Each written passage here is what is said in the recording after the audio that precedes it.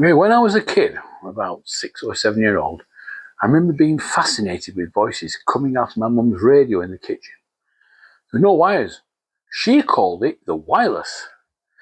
And I remember my dad replacing the batteries in this radio, which had valves in it. When the batteries went flat again, I decided I would put the radio to pieces to repair it. You can say I wasn't very popular after that. Yeah, I pulled it to pieces. But it's magic. Sometimes later, I remember seeing some of the imported American Saturday morning kid shows. Those kids, they had walkie-talkies. They had stuff we could only dream of in the UK. I wanted walkie-talkies.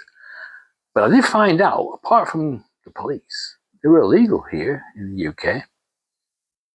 And then in the early 1970s, after moving to a new town, I was in the town centre with a 50 pence I'd earned from delivering newspapers. It was burning a hole in my pocket. So I was walking past the shop that sold very expensive record players, the ones with the record, and I saw a second-hand book for sale in the window. How to Make Walkie-Talkies. I gotta have that book. The shop wanted £2 for that book, but I persuaded them to put it aside for me. So I'd come back in 3 weeks with £2. And anyway, I had 3 weeks to save up and then return.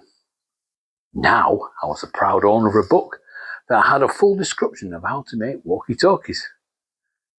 I couldn't understand any of it. Strange components, weird diagrams, only available stuff in the US, circuit boards to construct. I didn't know how to do this. I was only 12. Unperturbed, I would borrow more books from the library and gaze at all these designs and wonder, one day I will learn how it all works. More and more books, transistors and distractions. What did all this mean? I was put out of my misery. My dad returned from a business trip in Germany and he brought back a pair of walkie-talkies for me. Great! But these would only just reach across the road. But they would eat the batteries. Little tiny PP3s. Oh my goodness. And the sound was awful. You couldn't hear anything intelligible. I heard foreign radio stations though, but they couldn't even hear me. It even had a Morse code key, which just screeched. It didn't beep, it just screeched. Nearly 50 years later, I can design radios in my sleep.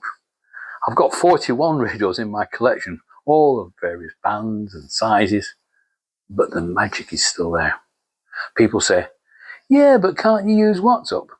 But you can't meet people that way. Everybody has mobile phones and doesn't realise it has a radio in it. Radio is still magical, and it always will be for me.